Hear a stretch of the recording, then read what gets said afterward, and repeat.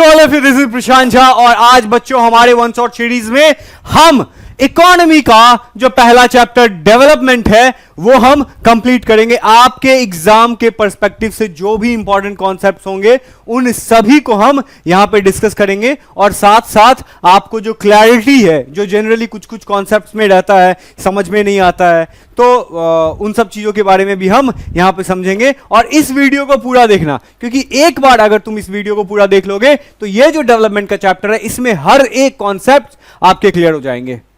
ठीक है, चाहे वो इनकम एंड अदर गोल्स हो, चाहे वो डिफरेंट पर्सन डिफरेंट गोल्स हो, चाहे वो नेशनल डेवलपमेंट हो, सब कुछ ए टू जेड एक ही वीडियो में इस डेवलपमेंट वाले चैप्टर में, इस वन शॉट वाली सीरीज में कवर हो जाएगा। So let's start this session. तो इस चैप्टर की शुरुआत सबसे पहले डेवलपमेंट को समझ के करते हैं कि ये डेवलपमेंट मीनिंग होता क्या है।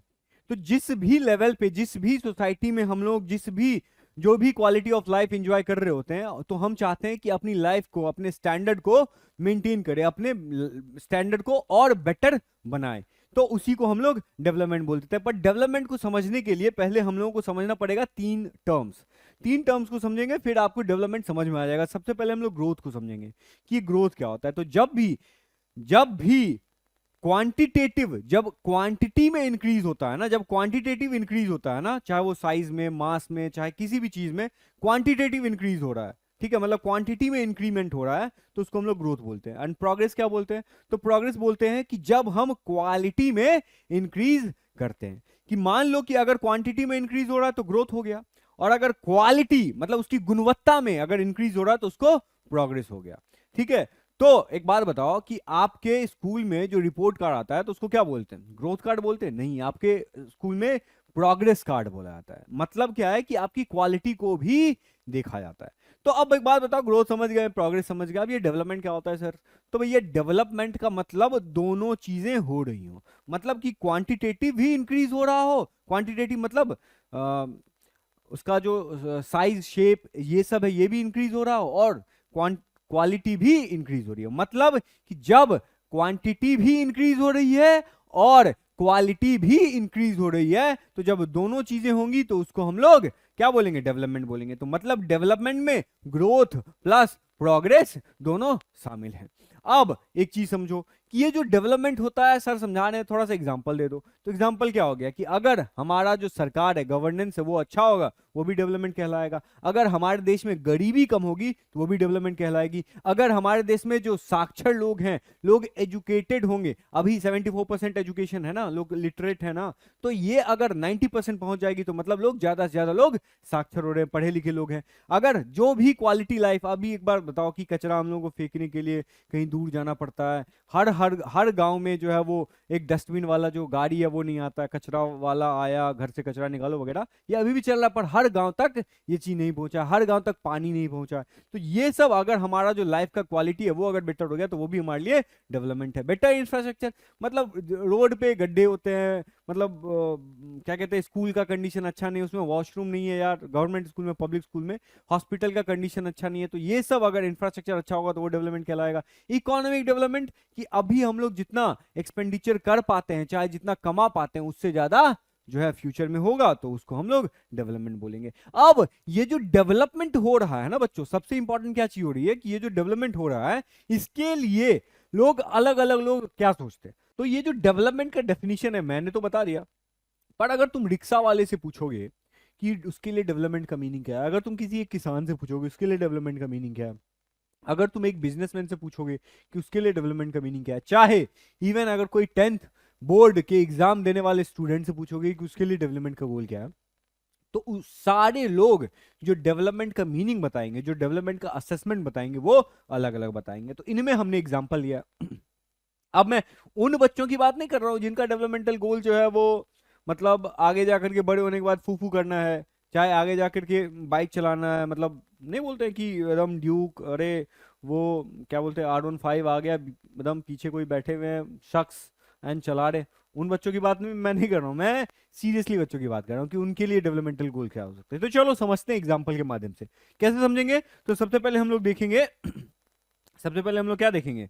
हम लोग ये देखेंगे कि जो एक लैंडलेस लेबरर है, जो एक लैंडलेस लेबरर है, जिसके पास कोई लैंड नहीं है एग्रीकल्चर खेती करने के लिए, उसके पास डेवलपमेंटल गोल क्या हो सकता है? तो अगर उसके पास खुद की जमीन नहीं है कि वो जाके खेती कर सके एंड उसको बेच करके जो पैसा कमा सके, अगर उसके पास वो नहीं है तो वो क्या काम करता है? वो दूसरे के घर जा करके दिहाड़ी पे रोज के हिसाब से काम करता है। तो उसके लिए डेवलपमेंटल गोल क्या हो जाएगा कि उसको ज्यादा से ज्यादा दिन तक, ज्यादा से ज्यादा दिन का काम मिले। और अभी जैसे 400 रुपये 500 रुपये पर दिन का मिलता है, तो उसको वो पैसा जो है वो रोज दिन का वेज जो है उसका ज्यादा हो। सेम चीज रिच फार्मर के लिए क्या हो जाएगा डेवलपमेंटल गोल? तो रिच फार्मर के लिए हो जाएगा कि यार ये जो फैमिली इनकम, क्योंकि उसके पास तो बहुत सारे एकड़ में जमीन है, तो वो सोचेगा कि यार ये जो फैमिली की इनकम है ना वो बढ़े। और हम जो अभी अपने बच्चों को स्कूल में इंडिया में पढ़ा रहे हैं वो कनाडा भेजे, कनाडा, तो कनाडा भेज सके, तो वो रिच फार्मर के लिए डेवलपमेंटल गोल हो गया।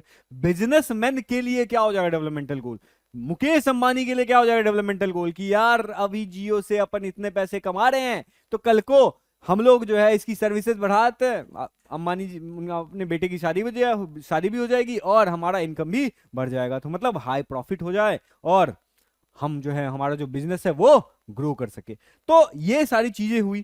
अब कंक्लूजन में हम क्या समझते हैं इस सारे तीनों एग्जांपल्स को देख करके? हमें क्या समझ में आया कि जो अलग अलग लोग हैं उनके लिए जो डेवलपमेंट का जो गोल है वो अलग अलग हो सकता है। जैसे कि आपके स्कूल में किसी बच्चे का जो डेवलपमेंटल गोल होगा कि यार मेरे को तो 85% लाना है, तो उससे पूछोगे कि इससे पहले कितने मार्क्स आए थे, तो 75, तो मतलब उसके लिए डेवलपमेंटल गोल 85 ही है। लेकिन जो बंदा 85% ऑलरेडी लाया होगा उसके लिए क्या होगा कि यार मुझे 95 लेके आया, और जो 95 ऑलरेडी लेके आया उसके लिए क्या हो जाएगा कि मुझे 98, मुझे तो टॉपर बनना है। तो टॉपर बनने के लिए पढ़ना पड़ेगा और वो पढ़ाई यहां हो रही है। चलो देखो नेक्स्ट क्या, अब देखते हैं कि यार हमेशा पैसा ही सब कुछ नहीं होता है। हमेशा जो हाथों में जो नोट होते हैं ना, नोट की गड्डियां, वही इंपॉर्टेंट नहीं होती है। उसके साथ साथ वो तो इंपॉर्टेंट होता ही है, वो तो लाइफ का एक मकसद है ही, लेकिन जो लाइफ के अलग अलग इंटेंशंस हैं, लाइफ के अलग अलग गोल्स हैं, उनको पूरा करने के लिए अलग अलग चीजें भी चाहिए होती है। तो पैसे के अलावा क्या ऐसी चीजें हैं जो हमारा लाइफ को बेटर बना सकता है? तो भैया दो गोल्स होते हैं, एक मटेरियलिस्टिक गोल और एक non materialistic goal. Materialistic goal मतलब जिसको हम लोग टच कर सकते हैं, जिसको हम लोग फील कर सकते हैं, मटीरियल से जुड़ा हुआ, मटीरियल मतलब पदार्थ से जो जुड़ा हुआ गोल है उसको मटेरियलिस्टिक गोल बोलते हैं। और जो नॉन मटेरियलिस्टिक गोल जिसको हम लोग सिर्फ फील कर सकते हैं, टच नहीं कर सकते, जैसे कि मटेरियलिस्टिक गोल में क्या हो गया, इनकम, इनकम पैसा, हाउस, हॉस्पिटल, ये सब क्या हो गया, हाउस क्या हो गया मकान, हॉस्पिटल क्या हो गया, ये सब मटेरियल चीजें हैं। और ये सब अगर बेटर हो जाएगा तो मटेरियलिस्टिक गोल बेटर हो जाएगा। नॉन मटेरियलिस्टिक गोल क्या है, यार पैसा ही सब कुछ नहीं होता है, हमें तो चाहिए इज्जत, क्योंकि पुष्पा झुकेगा नहीं, डैश डैश डैश। चलो तो उसके बाद सेफ्टी चाहिए हमारे देश में, औरतों के लिए, बच्चों के लिए, और जो मरीज हैं उनके लिए सेफ्टी चाहिए। एजुकेशन कैसी मिल रही है?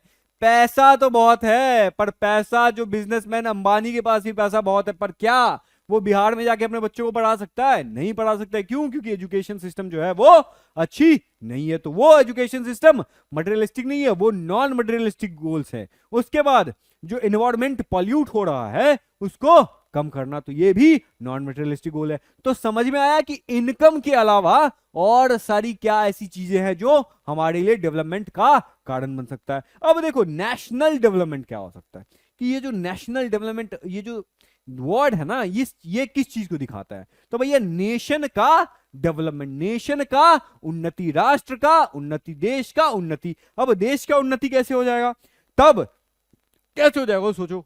तो कोई बच्चा बोलेगा कि सर अगर हमारे देश में स्कूल अच्छे हो जाएंगे देश का उन्नति हो जाएगा। ठीक है भैया, गुड। अगर देश में रोड अच्छा हो जाएगा तो बिजनेसमैन बोलेंगे कि देश का उन्नति हो जाएगा, क्योंकि रोड अगर अच्छा हो जाएगा तो डिमांड एंड सप्लाई अच्छे से बढ़ेगा। उसके बाद अगर देश में हॉस्पिटल अच्छा बढ़ जाएगा तो लोगों का जो आउट ऑफ पॉकेट एक्सपेंडिचर हो रहा है, मतलब कि जिनको बीमारी कुछ भयंकर हो गया है उनके पास तो पैसे हैं नहीं, लेकिन और वो अगर सरकारी हॉस्पिटल जाएंगे उनका इलाज होगा नहीं। क्यों? क्योंकि सरकारी हॉस्पिटल में अच्छा इलाज होता नहीं है, तो वो प्राइवेट में जाएंगे, एंड प्राइवेट में तो एक लेवल से ज्यादा ही पैसा दिया जाता है, तो फिर वो अपनी बीमारी को इलाज करवाने के लिए जमीन बेचता है, प्रॉपर्टी बेचता है, तब जाकर के उसका इलाज होता है। तो वो जो पहले उसके पास ठीक ठाक पैसा था, लेकिन उस बीमारी की वजह से उसका जो पैसा है, उसका जो प्रॉपर्टी है, उसका जो क्वालिटी लाइफ है वो कम हो गया। तो अगर सरकार उसका इलाज करवा देती तो उसको अपनी प्रॉपर्टी नहीं बेचना पड़ता। तो वो चीजें अगर अच्छी हो जाएगी तो उसको नेशनल डेवलपमेंट बोलेंगे। चलो इसको एक बार देख लेते हैं। It basically means at which level a particular nation is able to improve the lives of its citizen, कि जिस देश की सरकार उस देश के जनता का जो लाइफ पहले जैसा था उससे कितना बेटर कर पाती है, उसी गोल को हम लोग नेशनल डेवलपमेंट बोलेंगे। ये अलग अलग सेक्टर में अलग हो सकता है। मान सकते हैं कि एग्रीकल्चर में कि पहले जो किसान होते थे उनको लोन नहीं मिलता था, अब लोन मिलने लगा। इंडस्ट्री सेक्टर में कि पहले 24 घंटा इलेक्ट्रिसिटी नहीं हो पा रहा है, लेकिन अब हम लोग 24 घंटा इलेक्ट्रिसिटी दे पा रहे हैं। एजुकेशन सेक्टर में पहले हम लोग वही व्हाइट बोर्ड पे, मतलब ब्लैक बोर्ड पे वो व्हाइट चौक चौक घस रहे हैं, और लड़कियों के लिए कोई वॉशरूम की व्यवस्था है नहीं, अगर कर दिए तो एजुकेशन सिस्टम बेटर हो गया। उसके बाद हेल्थ केयर क्या है, अगर स्मार्ट बोर्ड लगा दोगे स्कूल में तो एजुकेशन तो अच्छा हो जाएगा ना। अब चलो हेल्थ केयर क्या है, हेल्थ केयर ये है कि मान लो कि हमको टेस्ट कराना है, टेस्ट कराने के लिए हम जो लाइन में लगे उस लाइन में 150 लोग खड़े हैं। तो मतलब ये है कि जो टेस्ट कर रहे हैं उनकी संख्या कम है, तो अगर उनकी संख्या बढ़ देंगे, ज्यादा कर देंगे, तो हेल्थ सेक्टर हमारा इंप्रूव हो जाएगा। तो हेल्थ सेक्टर भी अगर अच्छा हो जाएगा तो नेशनल डेवलपमेंट होगा ही होगा। तो अलग अलग सेक्टर में अलग अलग तरीके के हो सकते हैं, जो मैंने एग्जांपल दिए। अब नेक्स्ट समझो कि एक कंट्री का एग्जांपल है सिंगापुर का, जो एक रिच कंट्री है, और नॉर्थ कोरिया जो है वो पुअर है।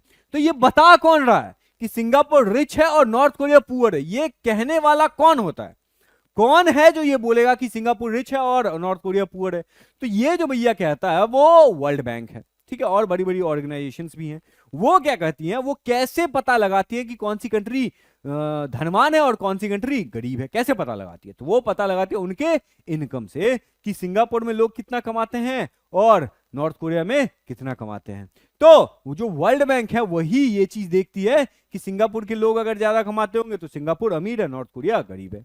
अब बात करते हैं ये जो जिस क्राइटेरिया की वजह से ये बताती है ना वर्ल्ड बैंक की कौन गरीब है देश है, कौन अमीर देश है, तो उनका क्राइटेरिया के बारे में हम समझते हैं। तो उनका क्राइटेरिया क्या है? एवरेज इनकम और पर कैपिटा इनकम। ये भैया यार, ये एवरेज इनकम और पर कैपिटा इनकम क्या है? कुछ नहीं है, बस सिंपल सी चीज इतना समझो कि देश में जो टोटल इनकम है, मतलब इस देश में जो टोटल इनकम है, ये तो पता चल जाएगा ना, सारे लोगों की जो इनकम है उसको जोड़ लो, सिंपल, टोटल इनकम पूरे देश की निकल गई। अब जब टोटल इनकम निकल जाएगी, इसको अगर हम टोटल पॉपुलेशन से डिवाइड कर दे तो एवरेज निकल जाएगा। और वो एवरेज किस चीज का होगा? इनकम का ही एवरेज होगा ना। तो इसी एवरेज इनकम को ही हम लोग पर कैपिटा इनकम बोलेंगे। मतलब पर कैपिटा इनकम की, वहां उस देश का जो हर इंसान है वो एक साल में कितना पैसा कमाता है, उस देश का हर इंसान एक साल में कितना पैसा कमाता है, ये एवरेज लिया जाता है। क्योंकि हर इंसान से तो हम पूछ नहीं सकते हैं, ठीक है, तो एवरेज लेंगे तभी पता चलेगा। और एवरेज कैसे निकलेगा?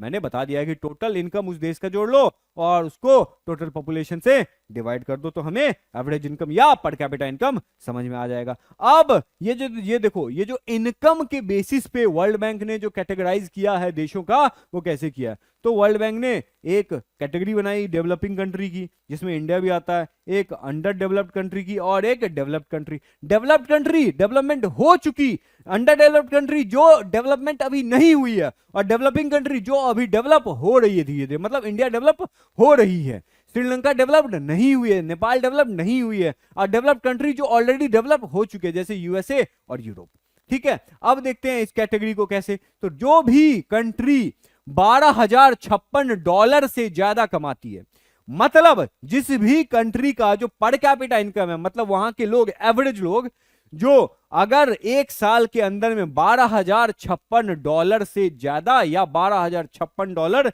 कमाते हैं, उस देश के हर एक इंसान एवरेज, उस देश का हर इंसान एवरेजली कितना कमाता है एक साल में? 12,000 या 12,056 या उससे ज्यादा। तो उसको रिच कंट्री बोलते हैं कि ये भैया रईस कंट्री है। लो इनकम कंट्री मतलब उस देश का वैसा लो इनकम कंट्री जिस कंट्री का पर कैपिटा इनकम, मतलब कि हर इंसान एक साल में कितना कमाता है? 955 या उससे कम। और लो मिडिल इनकम कंट्री मतलब इन दोनों के बीच की कंट्री कौन है? सिंपल, जो 1820 रुपए कमाता है, डॉलर, मतलब इंडिया की पर कैपिटा इनकम $1820 है। अब देखो ये जो वर्ल्ड बैंक ने जो कैटेगराइजेशन किया है ना मेरे प्यारे बच्चों, कि भैया तुम इतना कमाते हो तो तुम रिच हो, तुम इतना कमाते हो तो तुम गरीब हो, तो ये कहां तक सही है? वर्ल्ड बैंक ये क्या ये सही कर रहा है कि पैसे देख रहा है कि पर कैपिटा इनकम क्या है, हाँ तुम्हारी पर कैपिटा इनकम इतनी है तुम रिच हो, तुम्हारी पर कैपिटा इनकम क्या, अरे नहीं तुम गरीब हो, तुम लाइन में बैठो, तुम नीचे बैठो।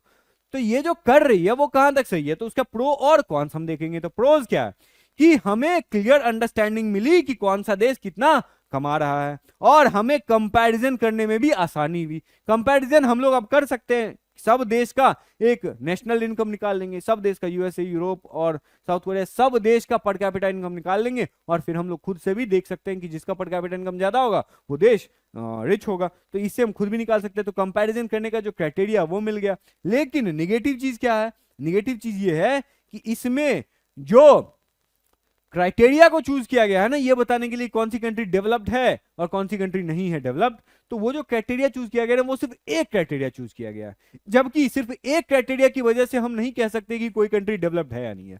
बताओ कि कोई कंट्री पैसे बहुत कमा रही है लेकिन उस देश में इंफ्रास्ट्रक्चर है ही नहीं, उस देश में जो हॉस्पिटल है वो है ही नहीं अच्छा, उस देश में पढ़ाई हो ही नहीं पा रहा है अच्छा, उस देश में जो गरीबी है अभी भी है, लोग अभी भी भूख से मर रहे हैं, लोग अभी भी बिना दवाइयों के मर रहे हैं, अभी भी वहां के इन्फेंट मोर्टेलिटी रेट ज्यादा है। तो सोचो पैसे लेकर के करोगे ही क्या जब उस देश में सारी चीजें खराबी हैं। लेकिन इस वर्ल्ड बैंक के कैटेगराइजेशन में क्या है कि सिर्फ पैसे को दिखा जाता है और कोई चीज नहीं देखी जाती। देखनी चाहिए ना कि हेल्थ स्टेटस उस देश का क्या है, एजुकेशन लेवल उस देश के लोगों का क्या है, ठीक है, ये सारी चीजें देखनी चाहिए ना, तभी तो पता चलेगा कौन सी डेवलप है कौन सी नहीं है। तो ये सारी चीजें ये नहीं देखता, यही इसकी कौन है। उसके बाद इनकम डिस्ट्रीब्यूशन भी नहीं देखा जाता है। मान लो कि उस देश में 100 लोग होंगे, ठीक है, और 100 लोग होंगे, उस देश की जो पर कैपिटा इनकम है तो 100 लोगों को मिला करके इनकम को, जितना भी टोटल 100 लोग मिलके कमाते होंगे एक्स अमाउंट, उसको डिवाइड कर दिया है 100 लोगों में।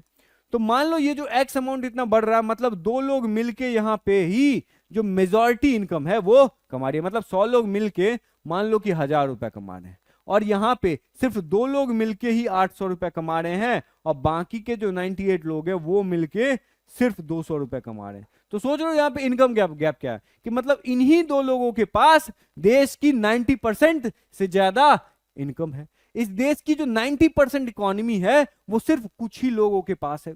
इस देश की जो टोटल वेल्थ का जो एक मेजर पार्ट है वो सिर्फ कुछ ही % लोगों के पास है। अंबानी अडानी जैसे लोगों के पास ही है जो बहुत पैसा है, और उन्हीं पैसा की वजह से जो हमारा एवरेज है वो इतना बेटर हो पा रहा है। तो ये क्यों हो पा रहा है? क्योंकि हम लोग ये टोटल इनकम ले रहे हैं। तो ये जो इनकम डिस्ट्रीब्यूशन जो लोगों के बीच में है ना वो बढ़ रहा है। ये जो इनइक्वालिटी का गैप है उस पर ध्यान नहीं दिया जा रहा है इस पैरामीटर के थ्रू।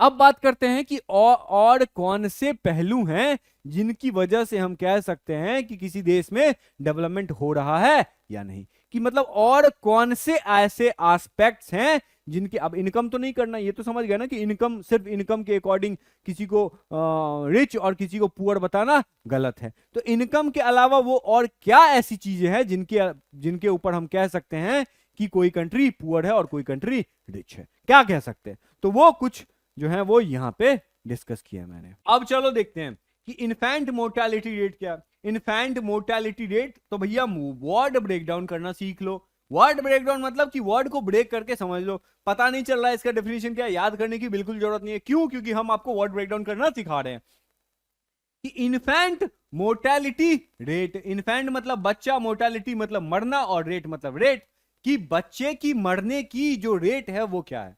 अब ये तो कॉमन लैंग्वेज हो गया, पर इसका एक्चुअली में मीनिंग क्या होता है?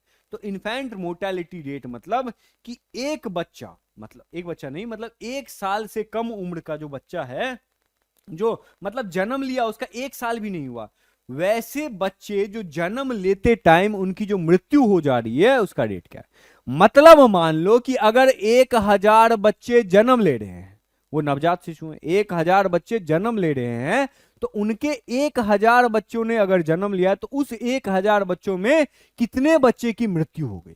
समझ में आया? फिर से समझो कि 1000 बच्चे जन्म ले रहे हैं, तो उन 1000 बच्चों के जन्म लेने के दौरान और उससे 1 साल के अंदर में कितने बच्चों की मृत्यु हो गई उसी 1000 में, उसी को इन्फेंट मोर्टालिटी रेट बोलेंगे। मतलब कि टोटल जो भी 1000 होगा और डिवाइडेड बाय मतलब वो होगा उसी प्रोपोर्शन को 1000 में से देख लेते हैं। अब देखो इन्फेंट मोर्टालिटी रेट अलग अलग स्टेट के हिसाब से अलग अलग है। जैसे हरियाणा का इन्फेंट मोर्टालिटी रेट 33 है। मतलब क्या हुआ इसका कि हरियाणा में अगर 1000 बच्चे जन्म ले रहे हैं ना, तो 1000 बच्चे जन्म ले रहे हैं तो उसमें 33 बच्चों की मृत्यु हो जा रही है। और केरला में 1000 बच्चे अगर जन्म ले रहे हैं तो उसमें सिर्फ 10 बच्चों की मृत्यु हो जा रही है। बिहार तो राजा है भैया कि अगर बिहार में 1000 बच्चे जन्म ले रहे हो तो उसमें 38 बच्चे मर जा रहे हैं। तो इसमें क्या पता चल रहा है, इसमें यह पता चल रहा है कि केरला की सिचुएशन अच्छी है, क्योंकि वहां पे 1000 बच्चे जन्म ले रहे हैं और मर कितने रहे हैं, सिर्फ 10। लेकिन बिहार में 38 बच्चे 38 बच्चे मर रहे हैं। मतलब कि केरला जो है वो better facility, better health care services देता है और बिहार नहीं दे पाता है। अब देखो ह्यूमन डेवलपमेंट इंडेक्स क्या है। ये जो ह्यूमन डेवलपमेंट इंडेक्स है ना, बुक से शुरू होने से पहले एक इंडेक्स दिया रहता है, तो वो इंडेक्स क्या करता है, ये बताता है कि ये जो डेवलपमेंट हो रहा है ना, वो ह्यूमन के, मनुष्य के की जो जिंदगी है उसको कैसे बेटर बना रहा है। हमारी आपकी जो लाइफ है उसको बेटर बनाने का कोई ना कोई रोल निभाया होगा ना। कि मतलब पहले आपके पास कीपैड वाला फोन होगा, अब आपके पास स्क्रीन टच फोन है, तो वो आपकी लाइफ बेटर हुई है। तो आपकी लाइफ को बेटर बनाने के लिए वो ऐसे कौन से पैरामीटर्स हैं जिनको देख के हम ये कह सकते हैं कि इनकी लाइफ बेटर भी है। तो वो पैरामीटर क्या है वो देखिए। तो लाइफ एक्सपेक्टेंसी, कि लाइफ एक्सपेक्टेंसी क्या है, मतलब कि लोग वहां पे कितनी उम्र तक जीते हैं। इन्फेंट मोर्टालिटी रेट मैंने यहां पे समझाया ही है। मैटरनल मोर्टालिटी रेट की मतलब कोई माँ, कोई औरत बच्चे के प्रसव मतलब डिलीवरी के टाइम पे कितनी औरतों की मृत्यु हो जा रही है। मतलब कि डिलीवरी होते टाइम, बच्चों की जो डिलीवरी होती है उस डिलीवरी होने के टाइम पे कितनी माओं की मृत्यु हो जा रही है, उसी को हम लोग मैटरनल मतलब मां, मोर्टेलिटी मतलब मरना, रेट मतलब रेट। तो मैटरनल मतलब कितनी माओं की मृत्यु उनके प्रसव के दौरान हो जा रही है, उसी को मैटरनल मोर्टेलिटी रेट बोलते हैं। एडल्ट लिटरेसी रेट क्या बोलते हैं, ये तीन लेवल में दिखाया जाता है कि मतलब वहां के जो एडल्ट हो रहे हैं, जो धीरे धीरे जवान हो रहे हैं, जो टीनेज से एडल्ट बन रहे हैं, उनकी लिटरेसी क्या, वो कितने पढ़े लिखे हैं, उस रेट को बात जानते हैं। उसके बाद percentage of below poverty line, कि कितने लोग ऐसे हैं जो पॉवर्टी लाइन से नीचे, पॉवर्टी लाइन क्या होता है ये भी समझेंगे, कि कितने लोग ऐसे हैं जो गरीबी रेखा से नीचे हैं। अब पर कैपिटा है, पर कैपिटा इनकम क्या होती है, पर कैपिटा इनकम मतलब उस देश का हर एक व्यक्ति एक साल में कितना पैसा कमा रहा है, मतलब एवरेज। और जीडीपी क्या है ये भी समझेंगे अगले सेक्टर्स ऑफ इकोनॉमी में। तो इन सब पैरामीटर्स के बदौलत life expectancy, IMR, MMR, adult literacy ratio, below poverty line में कितने परसेंट लोग हैं, इन सब के अकॉर्डिंग हम ये जान पाते हैं कि उस देश में जो डेवलपमेंट का माहौल है, वो उस देश के जो लोगों की जो जिंदगी है वो कितनी बेटर है, वो इन्हीं पैरामीटर से हमें समझने को मिलता है। ठीक है, अब नेक्स्ट चीज देखो, लाइफ एक्सपेक्टेंसी क्या होता है, simple, the age which a person is expected to live. कि पहले आपने सुना होगा कि पहले तो हमारे लोग जो 100-100 साल जीते थे, पर फिर बीमारियों की वजह से हम अब सिर्फ 60-70 साल जी पा रहे हैं। मतलब क्या हुआ बच्चों, मतलब ये हुआ कि वहां के जो लोग हैं वो एवरेज कितने उम्र तक जी पाते, 60 साल तक जी पाते, 70 साल तक जी पाते, 80 साल तक जी पाते, चाहे वो 1000 साल तक जी पाते। तो जितने साल तक जी पाएंगे उन्हीं को लाइफ एक्सपेक्टेंसी बोलते हैं। जैसे इंडिया में जो मेल का जो मर्दों का लाइफ एक्सपेक्टेंसी है, मतलब एवरेज निकाला गया, इसमें बताया गया कि एक मर्द, एक जनरल इंसान मर्द जो है वो इंडिया में 67 साल तक जीवित रह सकता है एवरेज। और फीमेल कितने हैं, फीमेल जो है वो हमसे 1-2 साल ज्यादा जीते हैं। मतलब कि एक मर्द सिर्फ 67 साल जी रहा है और एक औरत जो है वो 69 साल, मतलब 70 में एक कम जी रही है। क्लियर है, मैटरनल मोर्टेलिटी रेट समझ में आ गया। क्या होता है कि total number of dying mothers, कि कितने बच्चे जन्म देने के दौरान मृत्यु हो जा रही है उनकी, और divided by number of babies born in a year. मतलब कि ऐसी माओं की संख्या जो डिलीवरी होते टाइम ही मर जा रही है, उनका डेटा यहां पे, और उसको डिवाइड कर देंगे किससे, कि टोटल कितने बच्चे जन्म लिए। ठीक है, लिटरेसी रेट क्या देखेंगे, तो टोटल देखेंगे कि लिटरेट पीपल कितने, 7 साल या उससे ज्यादा की उम्र के बच्चे। मतलब 7 साल से छोटे बच्चे का काय देखेंगे, वो तो अभी ओ आई ही बोल रहे हैं यार, वो तो मम्मा पापा ही बोलने में उनको टाइम लग जा रहा है।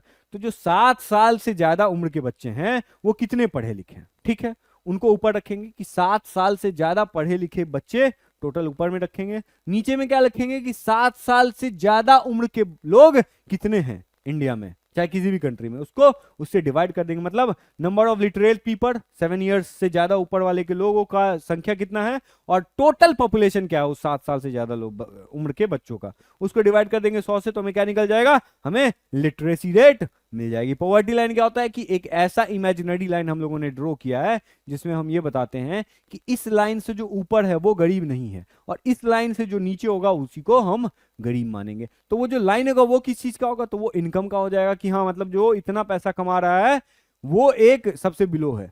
मतलब उस जितना पैसा कमा रहा है ना उस पैसे से, मान लो कि कोई 1000 रुपए का बीपीएल है, मतलब कि उस 1000 रुपए से कितने लोग कम कमा रहे हैं, तो जितने लोग कमाएंगे वो सब गरीबी रेखा में आएंगे, वो सब गरीब होंगे और उस रेखा से जो ऊपर कमा रहा होगा वो गरीबी रेखा में नहीं आएगा, वो उसको गरीब नहीं बोलेंगे। अब देखो कि ये जो पॉवर्टी को, गरीबी को जो नापने का जो तरीका है वो क्या है, वो 2 तरीका है। पहला इनकम का तरीका है कि हम लोग इनकम को बीच में रख के सोचते हैं कि लोग कमा कितना रहे हैं, उसके हिसाब से हम देखते हैं कि गरीबी कितनी है। तो अगर हम लोग पॉवर्टी को, अगर हम लोग गरीबी किसी के इनकम को देखेंगे कि उसका जो मिनिमम इनकम क्या होना चाहिए, इंडिया में एक एवरेज इंसान का मिनिमम इनकम कितना हो कि वो गरीब कहलाए, तो वो जो मिनिमम इनकम जिससे नीचे अगर की कोई इंसान कमा रहा है, उससे नीचे अगर कोई इंसान कमा रहा है तो वो गरीब है। तो इंडिया में क्या है कि अगर रूरल इंडिया, दो में निकाला जाता है, ये रंगराजन कमेटी से है जो आपके एग्जाम में नहीं आएंगे, बट स्टिल मैं कॉन्सेप्ट समझाने के लिए समझा रहा हूं कि अगर हम लोग रूरल इंडिया की बात करें, मतलब गांव वाले इलाके की बात करें इंडिया में, तो कोई एक व्यक्ति, हर इंसान का है यहाँ पे कि कोई एक व्यक्ति अगर 972 रुपया से नीचे कमा रहा है तो वो गरीब है, अगर वो 972 या उससे ज्यादा कमा रहा है तो वो गरीब नहीं है। उसके बाद अगर शहरी इलाके की बात करें, अर्बन इलाके की बात करें, तो कोई व्यक्ति 1407 रुपए से कम कमा रहा है तो वो गरीब है, और कोई व्यक्ति अगर 1407 या उससे ज्यादा कमा रहा है हर महीने, यहां एक महीने की बात हो रही है, दिन की नहीं, हर महीने अगर वो 1407 रुपए से ज्यादा कमा रहा है तो वो गरीब नहीं है। सोचो कैसा एंगल है, कितना कम डेटा दिया हुआ, ठीक है। उसके बाद तो ये तो इनकम बेस्ड हो गया। अब कंजम्पशन बेस्ड की बात करते हैं कि कितना लोग खाते हैं, मतलब कि खाने की लिमिट हम देखेंगे कि कितने लोग, अगर इस लिमिट से ज्यादा, अगर इस ये एक लगा दिया है कि कोई इंसान 2 केजी खा रहा है, अगर नॉर्मल इंसान जो है वो 2 केजी खा रहा है, ठीक है, तो वो गरीब नहीं है, लेकिन वो इंसान अगर 2 केजी से कम खा रहा है तो मतलब वो गरीब है। तो कंजम्पशन, वो कितना कंज्यूम कर पा रहा है, तो रूरल इंडिया में जो कंजम्पशन वाली वैल्यू है कि कोई अगर 2400 कैलोरी हर दिन का अगर उसको 2400 कैलोरी भी नहीं मिल रहा है तो वो गरीब है, और उसको अगर 2400 कैलोरी या उससे ज्यादा मिल रहा है तो वो अमीर है।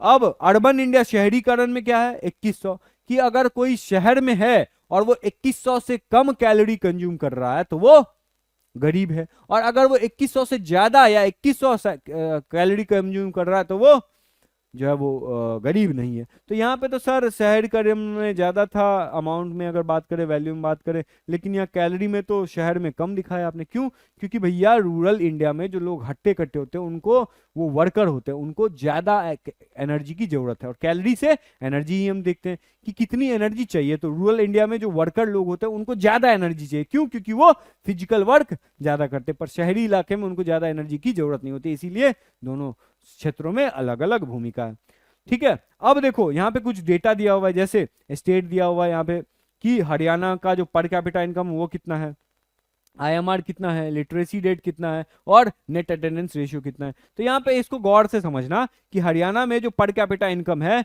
वो कितना, 1,62,000, केरला में कितना, 1,40,000, और बिहार में कितना है पर कैपिटा इनकम, 31,455। मतलब कि हरियाणा का एक व्यक्ति, हर एक व्यक्ति एक साल में कितना कमा रहा है, तो 1,62,000। केरला में हर एक व्यक्ति एक साल में कितना कमा रहा है, 1,40,000। बिहार में हर एक व्यक्ति एक साल में कितना कमा रहा है, 31,454। मतलब ये है कि सबसे ज्यादा कौन से स्टेट का आदमी कमा रहा है, तो सबसे ज्यादा हरियाणा का कमा रहा है 1,62,000, और सबसे कम कहाँ कमा रहा है, बिहार का कमा रहा है 31,000 ही कमा रहा है।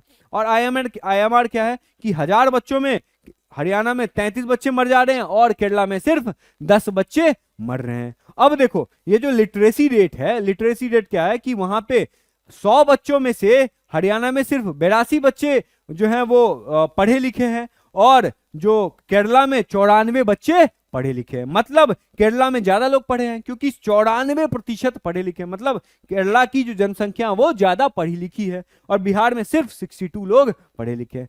ठीक है, ये चीज है। उसके बाद अगर नेट अटेंडेंस रेशियो क्या कहता है कि बच्चों ने एडमिशन तो ले लिया भैया, बच्चों ने एडमिशन तो ले लिया, पर क्या वो स्कूल आ रहे हैं?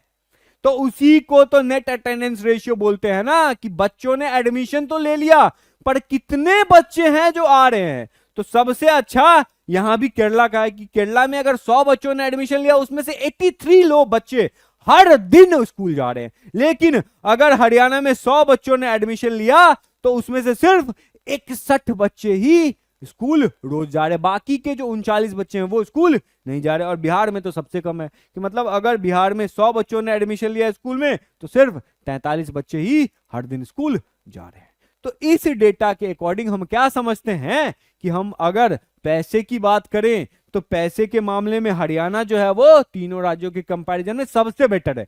क्यों? क्योंकि पर कैपिटा इनकम उसकी 1,62,000 है, और बिहार की सबसे कम है। केरला की 1,40,000 है। तो केरला और हरियाणा के कंपैरिजन करें तो हरियाणा पर कैपिटा इनकम के मामले में ज्यादा बेटर है।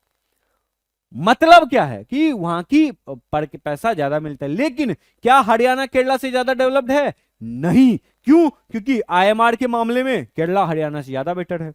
लिटरेसी रेट के मामले में केरला में ज्यादा लोग पढ़े लिखे हैं, हरियाणा में ज्यादा लोग पढ़े लिखे नहीं है। और नेट अटेंडेंस रेशियो के मामले में भी हरियाणा सबसे बेस्ट है, कि वहां पे इतना हेल्थ केयर फैसिलिटी दिया है कि हमारा आईएमआर जो है वो केरला का ज्यादा बेटर है, कि फैसिलिटी इतना अच्छा दिया है कि वहां कम से कम बच्चे मर रहे हैं। वहां पे एजुकेशन की सुविधा केरला के गवर्नमेंट ने इतना अच्छा दिया है कि वहां के लोग वहां के बच्चे ज्यादा से ज्यादा स्कूल में पढ़ने के लिए जा रहे हैं। और हरियाणा में पैसा होने के बावजूद भी हरियाणा के जो स्कूल में फैसिलिटी है वो अच्छी नहीं है, इसीलिए तो बच्चे नहीं जा पा रहे हैं ना स्कूल पढ़ने के लिए। तो इस ऑब्जर्वेशन से हमें यही समझ में मिलता है, जो कि मैंने यहां पे लिखा है। ठीक है, एवं observation suggest that per capita income ही सब कुछ नहीं होता है। पर कैपिटा इनकम से ही हम ये नहीं बता सकते हैं कि कौन सी राज्य डेवलप्ड है और कौन सी राज्य नहीं। डेवलपमेंट होने के लिए हमें और चीजें भी देखते हैं, जैसे बेसिक फैसिलिटी क्या है, वहां पे हेल्थ केयर कैसा है, वहां पे इंफ्रास्ट्रक्चर कैसा है, वहां पे एजुकेशन लेवल कैसा है, ये सब भी हम देखते हैं। किस चीज को लेके? ये देखने के लिए कि कौन सी राज्य कितनी ज्यादा डेवलप्ड है। अब इस ऊपर के डेटा से हमें यह पाया गया कि हरियाणा जो है उसके पास भले ज्यादा पैसा है, पर फिर भी वो बेसिक फैसिलिटी में केरला से पीछे है। और इससे यह भी पता चलता है कि money can not buy all the goods and services you may need to live well, कि पैसे ही सब कुछ नहीं होते हैं। ठीक है, अब देखो पब्लिक फैसिलिटी की बात करते कि तो ये पब्लिक फैसिलिटी क्या होता है, ये पब्लिक स्कूल क्या हुआ, ये पब्लिक हॉस्पिटल क्या है? तो ऐसी फैसिलिटी, पब्लिक स्कूल मतलब ऐसा स्कूल जो सारे पब्लिक के लिए अवेलेबल है, डजंट मैटर कि वो कितना पैसा कमाता है। प्राइवेट स्कूल ऐसा है नहीं, जो फी उसका दे पाएगा वही उसका स्टूडेंट होगा। लेकिन पब्लिक स्कूल का स्टूडेंट कोई भी हो सकता है, चाहे आपके पापा कितना भी कमा रहे हो। तो ये पब्लिक फैसिलिटी क्या है? तो ऐसा सुख सुविधा जो जनता को मिलती है। तो जनता को मिलने वाली सुख सुविधा कौन देता होगा? तो सरकार देती होगी। मतलब ऐसी सुख सुविधा जो सारे देश की सरकार अपने जनता को प्रोवाइड करती है। और जिस भी देश की सरकार अपने जनता को ज्यादा अच्छा सुख सुविधा पहुंचाता होगा, वो देश ज्यादा बेटर होगा। मतलब यूएसए की सरकार जो है अगर अपने देश के लोगों को ज्यादा अच्छी सर्विस प्रोवाइड कर रहा है, तो यूएसए तो डेवलप्ड है ना, इंडिया नहीं प्रोवाइड कर रहा है, इंडिया नहीं है। तो यही मतलब ऐसे एसेंशियल सर्विसेज जो गवर्नमेंट के द्वारा जनता को प्रोवाइड किए जाते हैं, बिना ये देखे कि जनता वो पैसे दे पाएगी, जनता के पास इतना पैसा है या नहीं, तो वैसे को हम लोग पब्लिक फैसिलिटी बोलते हैं। तो ये पब्लिक फैसिलिटी जो जनता को मिलती है, जो हमें मिलती है, वो कैसी होती है? तो वो वाटर की सप्लाई होती है, कि भले आपके घर में पानी की टंकी है या नहीं है, पर आपको पानी जो है वो सरकार को पहुंचाना है। ठीक है, और साफ और सुथरा पानी, मतलब safe and clean water to all the households, ये अगर है तो ये पब्लिक फैसिलिटी अच्छी दे रही है। हेल्थ केयर की जरूरी नहीं है कि आपके पास पैसे हो तभी आप बीमारी का इलाज करा सकते हैं। हर एक इंसान जो बीमार है वो चाहे तो सरकार से डिमांड कर सकता है, वो पब्लिक हॉस्पिटल में जाके अपना इलाज करवा सकता है। तो ये भी पब्लिक फैसिलिटी में आता है। कोई भी इंसान अगर वो गरीब कितना से कितना ज्यादा से ज्यादा गरीब है, लेकिन वो चाहे तो अपने बच्चों को पढ़ाना बंद नहीं करेगा। क्यों? क्योंकि उसको पढ़ाने के लिए सरकार ने सरकारी स्कूल बनाए हैं। ट्रांसपोर्टेशन की व्यवस्था की रोड बनाए, कोई भी रोड बना सकता है क्या?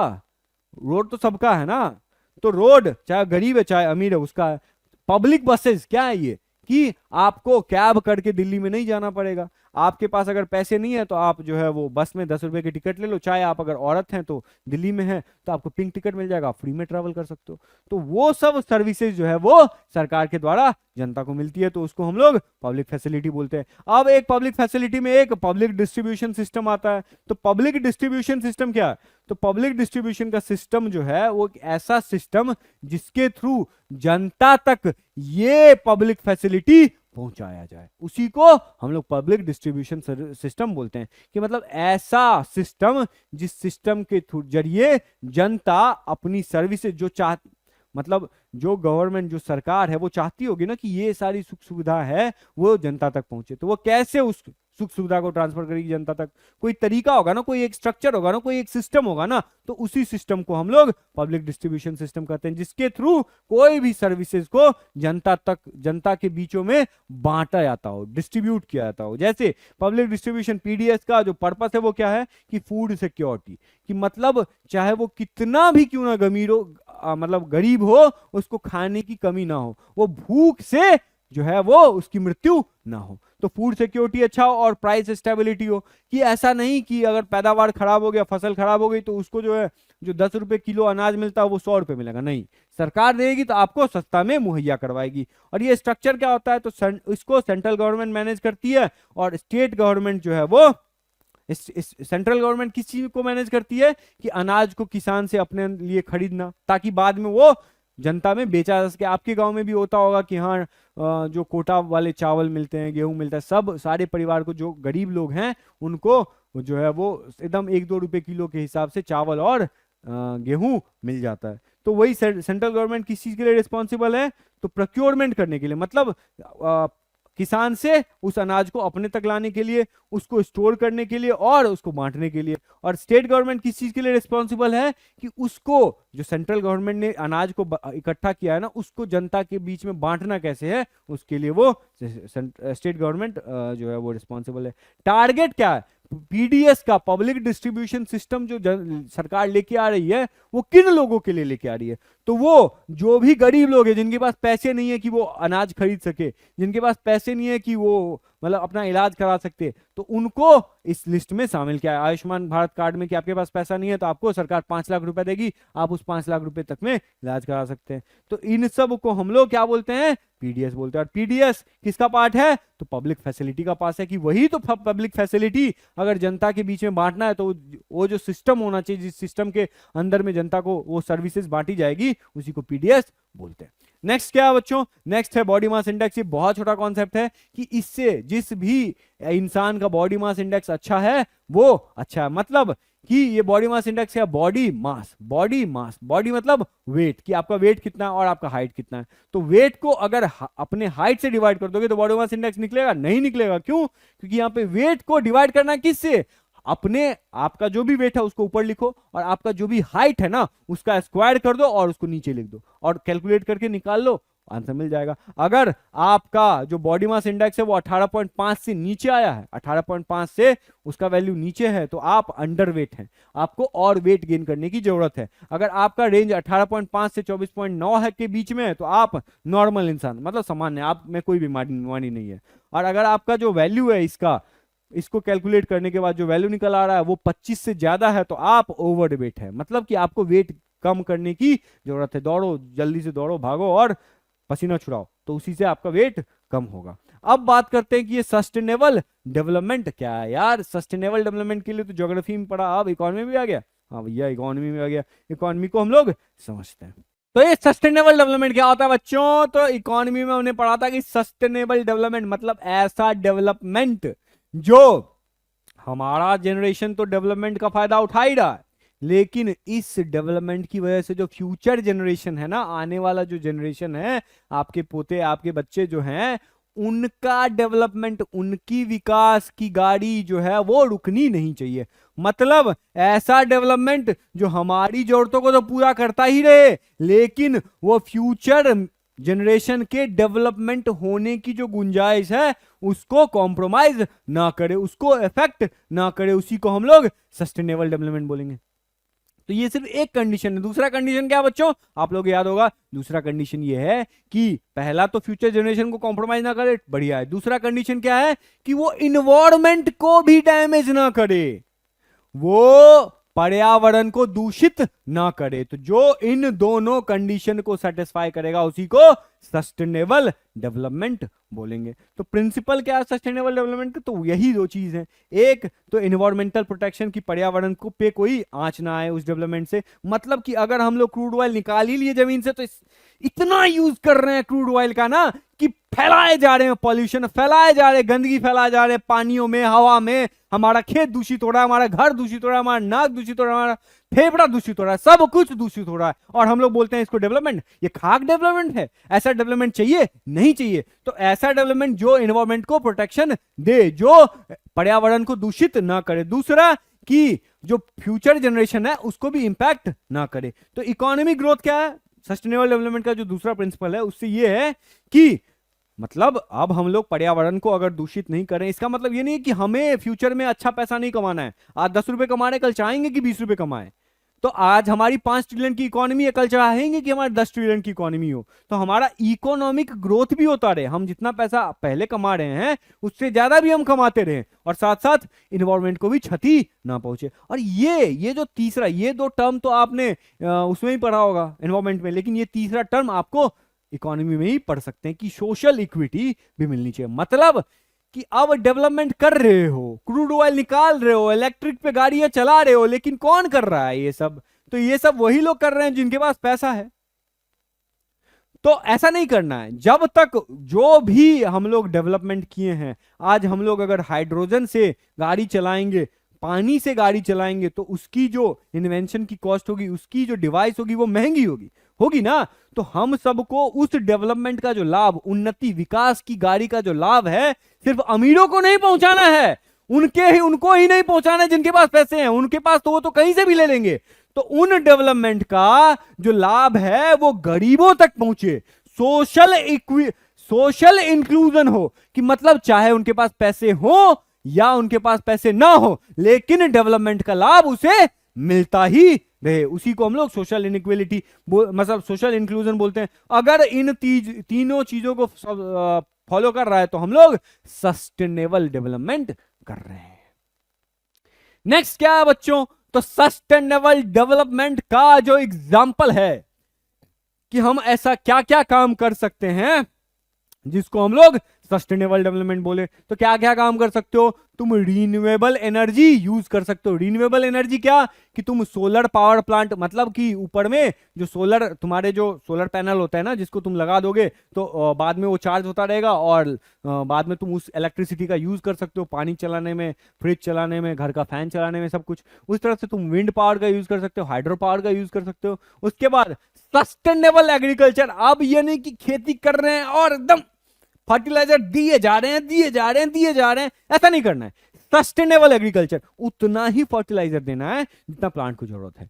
और फर्टिलाइजर अगर ना ही दे करके, अगर फर्टिलाइजर देने की जरूरत नहीं है तो नहीं देना है। तो वैसे, और ऐसा नहीं है कि मतलब खेती करने के चक्कर में ओवर इरिगेशन किए जा रहे हैं, जितना पानी की जरूरत है, 1 किलो पानी की जरूरत है, हम लोग 50 किलो पानी दे रहे हैं। ऐसा नहीं करना है, ऐसा नहीं करना है, क्योंकि पानी की किल्लत भी हो रही है। तो ऐसा फार्मिंग प्रैक्टिस, ऐसी खेती करनी चाहिए जिसमें हम लोग स्वास्थ्य के ऊपर भी ध्यान, मिट्टी की भी तो स्वास्थ्य होती है ना, तुम्हारी हमारी ही थोड़ी होती है, मिट्टियों की भी होती है, तो मिट्टी के स्वास्थ्य का भी ध्यान रखना है। हम लोगों को केमिकल जो फर्टिलाइजर है उसका भी यूज कम करना है। क्यों? क्योंकि इससे प्रभाव पड़ता है अनाज पे, और वही बाद में केमिकल हमारे बॉडी में भी आ जाती है। उसके बाद वाटर का भी यूज कम करना है, और साथ साथ ये जो वेस्ट मैनेजमेंट है इसको भी करना। वेस्ट मैनेजमेंट क्या होता है कि ऐसा नहीं कि घर का कचरा आया, प्लास्टिक से रैपर खोला, मतलब रैपर खोल के बिस्किट चबाया और रैपर को ले फू, ये नहीं करना है।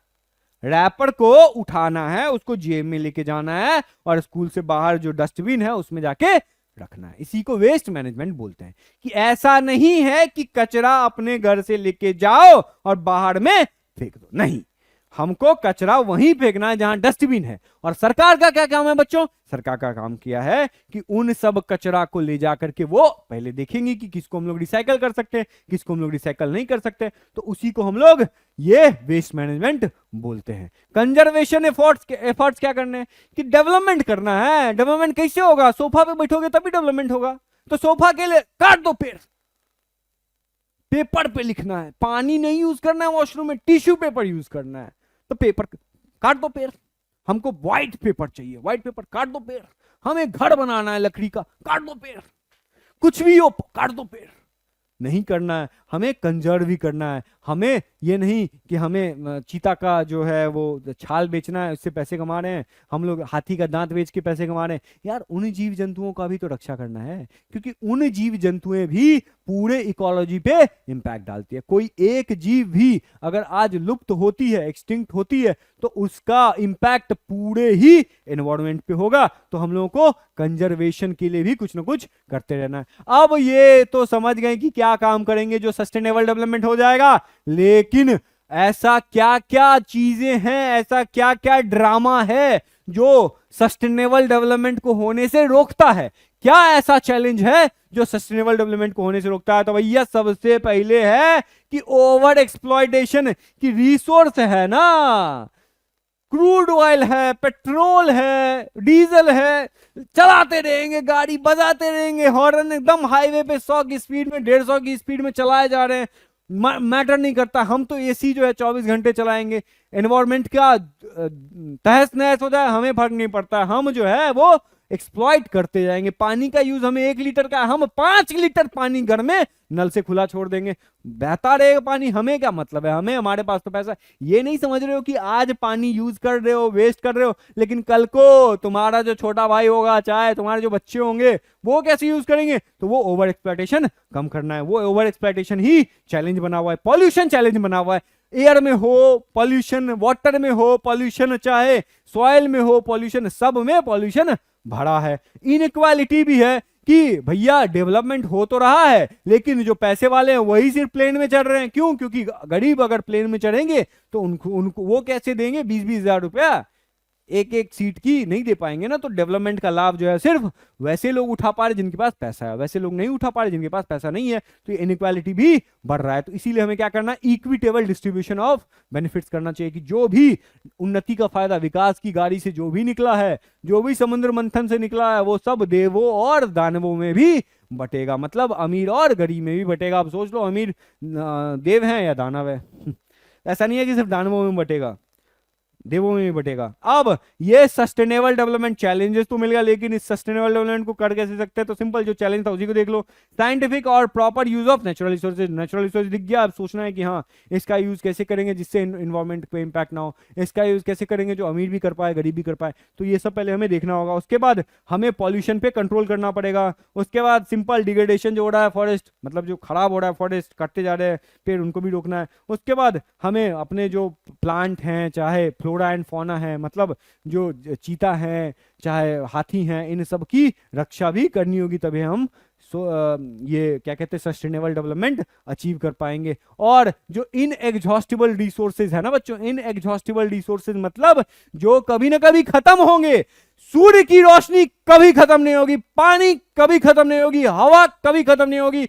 तो अगर इससे हम लोग एनर्जी को एक्वायर कर पा रहे हैं, अगर हम लोग सूर्य की रोशनी से एनर्जी को ऑक्यूपाई कर पा रहे हैं, अगर हम लोग विंड के माध्यम से, विंड मिल के माध्यम से अगर एनर्जी को ऑक्यूपाई कर रहे हैं, तो कोई दिक्कत नहीं है, क्योंकि ये सब चीज कभी खत्म नहीं होने वाली है। लेकिन अगर हम लोग पेट्रोल का माध्यम यूज कर रहे हैं एनर्जी को निकालने के लिए, अगर हम लोग कोयला का यूज कर रहे हैं इलेक्ट्रिसिटी को जनरेट करने के लिए, तो ये कोयला, ये पेट्रोल, ये सब कभी ना कभी खत्म होगा मेरे प्यारे बच्चों, क्योंकि ये सब नॉन रिन्यूएबल रिसोर्सेज है। तो हम लोगों को जो भी इनएग्जॉस्टिबल रिसोर्सेज मतलब जो खत्म हो जाएंगे, जो नॉन रिन्यूएबल रिसोर्सेज है, उनका सही तरीके से यूज करना है। क्यों? क्योंकि वो एक ना एक दिन खत्म हो जाएंगे। तो जब खत्म हो जाएगा तो उस टाइम की जनरेशन क्या यूज करेगी, इसीलिए बचा बचा के यूज करना है। और maintaining fertility of cultivable land, कि जिस देश पे, जिस मिट्टी ने हमें सोना दिया है, जिस मिट्टी ने हमें एग्रीकल्चर खेती करके हमारा पेट भरा है, पेट पाला है,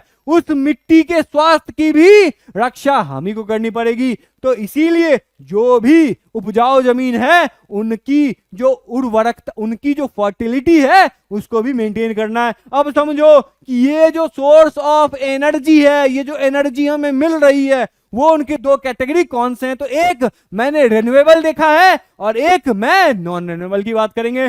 तो रिन्यूएबल का मतलब क्या होता है? जो अपने आप को रिन्यू कर सके, न्यू कर सके। मतलब कि पानी तुम आज यूज करोगे, वो हाइड्रोलॉजिकल प्रोसेस के जरिए वापस से खुद को रिचार्ज कर लेगा। तो पानी नहीं खत्म होगा। सूर्य भगवान जब तक हैं, सूर्य नारायण जब तक हैं, तब तक हम लोग सोलर एनर्जी का यूज कर पाएंगे। उसके बाद जब तक हवा है, जब तक सांसें चल रही हैं, तब तक हम लोग विंड मिल यूज कर पाएंगे। और मिट्टी तो कभी खत्म नहीं हो सकता, तो मिट्टी का भी जो है वो खुद को हमेशा रिन्यू करती रहती है। तो जो रिन्यू कर पाती है, जो कभी खत्म नहीं हो सकती, उसको रिन्यूएबल रिसोर्सेज बोलते हैं। और जो खुद को रिन्यू नहीं कर पाते हैं, जैसे कि आप लोग बच्चों, आप लोग तो खुद को रिन्यू कर नहीं पाते हो। आप लोग कल भी इंस्टाग्राम चलाते थे, आज भी इंस्टाग्राम चला रहे हो, कल भी यूट्यूब पे शॉर्ट्स देखते थे, आज भी यूट्यूब पे शॉर्ट्स देखते हो। तो आप लोग को नॉन रिन्यूएबल से रिन्यूएबल बनना पड़ेगा। तो नॉन रिन्यूएबल मतलब जो अपने आप को रिन्यू नहीं कर पाते, जो अपने आप को पहले कमजोर थे, आज भी कमजोर ही हैं। पहले जो बच्चे पहले कमजोर रहते हैं, लेकिन पढ़ते पढ़ते वो टॉपर बन जाते हैं, तो वो रिन्यूएबल हैं। जो बच्चे नहीं पढ़ पाते, जो खुद को नॉन रिन्यू मतलब रिन्यू नहीं कर पाते, तो वो नॉन रिन्यूएबल है। जैसे कौन रिन्यू नहीं कर पाता? Crude oil. आज क्रूड ऑयल खत्म कर दो, कल से तुम बिना क्रूड ऑयल के जीना पड़ेगा। आज तुम जितना दुनिया का पेट्रोल है खत्म कर दो, कल से तुमको बिना पेट्रोल के जीना पड़ेगा। उसी तरीके से वैसे रिसोर्सेज जो अपने आप को रिन्यू नहीं कर सकते, जो कभी ना कभी, आज से कभी ना कभी खत्म होंगे ही, वैसे रिसोर्स जो खत्म हो जाएंगे उनको नॉन रिन्यूएबल बोला जाएगा। तो बच्चों बताओ कि ये जो सेशन था ये कैसा लगा? तो ये खत्म हो गया। अब एक चीज और दिखाता हूं। तो सेशन हो गया है कंप्लीट, और अब बात करते हैं आपके लिए जो हमने तैयार किया है कि भैया ऐसे ही क्वेश्चंस, जो कॉन्सेप्ट्स की क्लैरिटी मिल तो जाती है, लेकिन क्वेश्चंस की प्रैक्टिस कहां से करें सर? क्योंकि बिना क्वेश्चंस के प्रैक्टिस किए हुए क्या हम बोर्ड में लिख पाएंगे? नहीं लिख पाएंगे। तो और क्वेश्चंस आते किस तरह के हैं? तो एमसीक्यू बेस्ड आते हैं, असर्शन रीजन आते हैं, केस स्टडी वाले क्वेश्चन आते हैं, सोर्स बेस्ड क्वेश्चन आते हैं, फिर 2-3 मार्क्स वाले क्वेश्चन आपको पता ही होगा, 5 मार्क वाले क्वेश्चन पता ही होगा। इसमें क्या दिक्कत हो जाता है जनरली बच्चों को कि देखो, एमसीक्यू के लिए तो जितना ज्यादा क्वेश्चन प्रैक्टिस करो उतना बेटर है।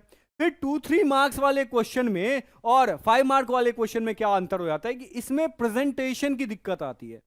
बच्चे समझ नहीं पाते हैं कि हमें जो कॉन्सेप्ट पढ़ाया गया है, इन कॉन्सेप्ट का कैसे यूज करें और हम कैसे इसको हम प्रेजेंट करें 2-3 मार्क्स वाले क्वेश्चन में और 5 मार्क्स वाले क्वेश्चन में। तो ये चीजें हैं जो हमें देखनी पड़ेगी। उसके बाद मैप वर्क आता है, तो मैप वर्क तो भैया शानदार करवाया। Statement based question, diagram based question, जितने तरह के क्वेश्चन है वो सारे तरह के क्वेश्चन हम लोगों ने करवाया हुआ है। और ट्रिक्स भी दिया है कि एमसीक्यू के क्वेश्चन, जैसे मैंने अभी दिया भी था कि एमसीक्यू के क्वेश्चंस हो, उसमें आप किस तरह के, कोई भी ऑप्शन अगर गलत होगा तो क्यों गलत होगा, इसके भी रीजन मैंने बताए हैं। और कोई आंसर अगर सही होता है कोई ऑप्शन, तो वो सही क्यों होगा ये भी मैंने बताया है। फिर प्रेजेंटेशन भी बताया है। सब्जेक्टिव क्वेश्चन जो आपका 75% जो वेटेज होता है वो सब्जेक्टिव क्वेश्चन का होता है, तो उसमें प्रेजेंटेशन बहुत इंपॉर्टेंट हो जाता है। तो इस तरह से आप देख ही सकते हो, मैथ्स का क्वेश्चन बैंक है, सोशल साइंस का क्वेश्चन बैंक है, सोशल साइंस का क्वेश्चन है, देख लो स्मार्ट सा चेहरा ये भी है। उसके बाद फिर आप 3-in-1 क्वेश्चन बैंक चाहे आप सेपरेटली भी खरीद सकते हैं या आप चाहें तो तीनों एक साथ भी खरीद सकते हैं, और ये इंग्लिश और हिंदी मीडियम दोनों में अवेलेबल हैं। तो देर किस बात की है बच्चों, क्वेश्चन बैंक खरीदो और अपने एग्जाम को बेटर बनाओ, क्योंकि अभी अगर प्रैक्टिस नहीं करोगे तो बोर्ड्स में अच्छे मार्क्स आपके आएंगे ही नहीं, क्योंकि प्रैक्टिस नहीं रहेगा तो आप बोर्ड्स में लिख ही नहीं पाओगे, इसीलिए इंपॉर्टेंट है। ओके बच्चों।